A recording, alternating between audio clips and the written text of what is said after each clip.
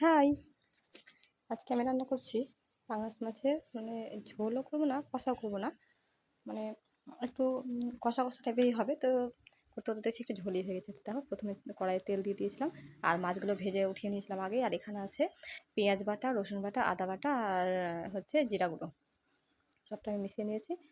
আর হচ্ছে এখন দিব লঙ্কা গুঁড়ো। হ্যাঁ, তো লঙ্কা গুঁড়ো দেওয়ার পরে ছোটো টমেটো, ওই টমেটোটা কেটে দিয়ে দেবো।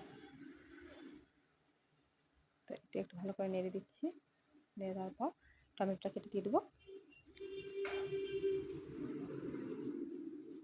তো দিয়ে দিলাম হলুদ গুঁড়ো, দিয়ে দিচ্ছি লবণ পরিমাণ মতো,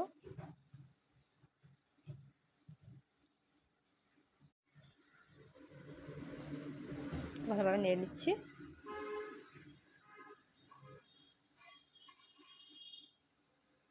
দিয়েছি লঙ্কা গুঁড়ো,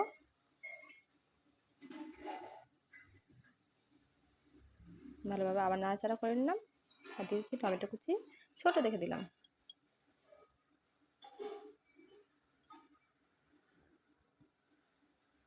একটু সামান্য জল ধুয়ে দিলাম মশলার বাটিটা।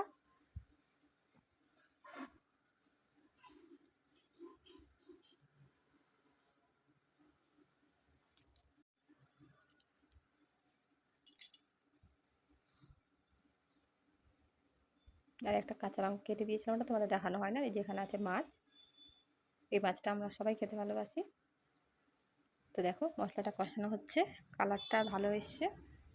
আর লঙ্কাটা খুব কম দিয়ে আমি, তার জন্য কালারটা অতটাও ঠিকঠাকই হয়নি। কারণ রঙটা লঙ্কাটা কারণ কম দিই, লঙ্কা গুঁড়োটা কম দিই কারণ হচ্ছে শ্রেয়ান লঙ্কা বেশি লঙ্কা খেতে পারে না, ঝাল। তার জন্য তো কষানো হয়ে গেছে। এখন আমি পরিমাণ মতো জল দিয়ে দিই। জলটা একটু বেশি পড়ে গিয়েছিলো, বুঝতে পারিনি। তো জলটা দেওয়ার পর আমি ভালো করে ফুটিয়ে নেব। হ্যাঁ, একটু শুকিয়ে গেলেই হবে। তো এই যে জলটা দিয়ে দিচ্ছি।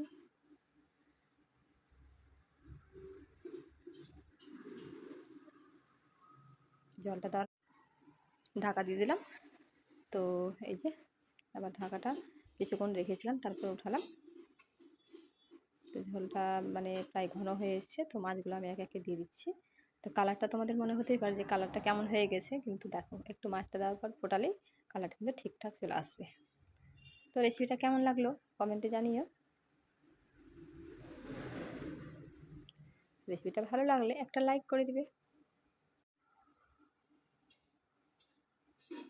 এই যে শেষে একটু মিট মশলা দিয়ে দিচ্ছিলাম, ওটা তোমাদের দেখানো হয়নি।